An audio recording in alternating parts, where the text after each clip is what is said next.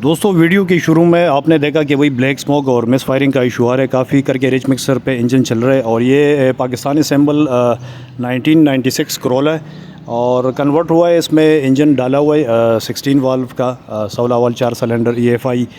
तो अभी इसको देखते हैं आगे चल के। ब्लैक स्मोक का इशू है तो रिच मिक्सर पे इंजन चल रहा है। तो अभी हम देखते हैं सबसे पहले जो इसका मीनिफुल एब्सोल्यूट प्रेशर सेंसर जो लगा होता है, जो पेट्रोल को कंट्रोल करता है कंप्यूटर के ज़रिए। तो इसमें आप देख सकते हैं इसमें जो 3 तारें लगी होती है, एक रेफरेंस वोल्टेज और दूसरा अर्थ और तीसरा जो आउटपुट सिग्नल, तो वो एक तार कटा हुआ है। और बैटरी में भी आप देख सकते हैं क्रैंकिंग का भी इसमें इशू है, काफ़ी स्लो क्रैंकिंग ले रहा है। तो आप देख सकते हैं बैटरी में इसमें बिल्कुल वो एसिड है ही नहीं, जितना लेवल होना चाहिए वो है ही नहीं। तो वीडियो बनाने का मकसद कि भाई आप जब भी कोल्ड गाड़ी स्टार्ट करते हैं सुबह के वक्त, तो आप स्टार्टिंग से पहले ऑयल वगैरह, ये ब्रेक ऑयल और बैटरी में पानी, रेडिएटर में पानी जो है बिलखुसूस ये ज़रूर चेक किया करें। लोग अक्सर इस पे ध्यान नहीं देते तो काफ़ी मसले मसाइल बन जाते हैं।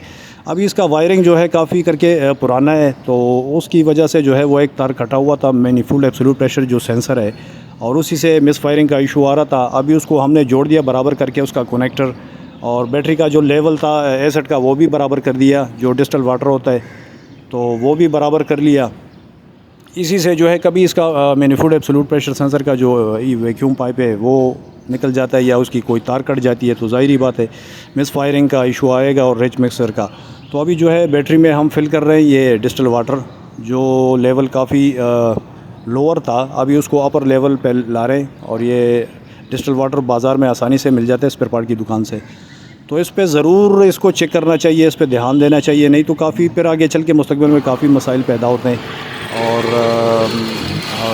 स्टार्टिंग से पहले जो है ये चीज़ें ज़रूर चेक करनी चाहिए। अभी गाड़ी एकदम ज़बरदस्त बेहतरीन, कोई मिस फायरिंग नहीं और जो ब्लैक स्मोक का इशू आ रहा था। और इसके अलावा इसके हमने स्पार्क प्लग, एयर फिल्टर वगैरह वो भी साफ़ कर लिए।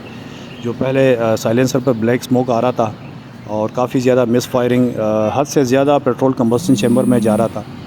तो ये आप देख सकते हैं अभी पेट्रोल कंडीशन पे, और बिल्कुल ही ज़बरदस्त, कोई मिस फायरिंग का इशू नहीं।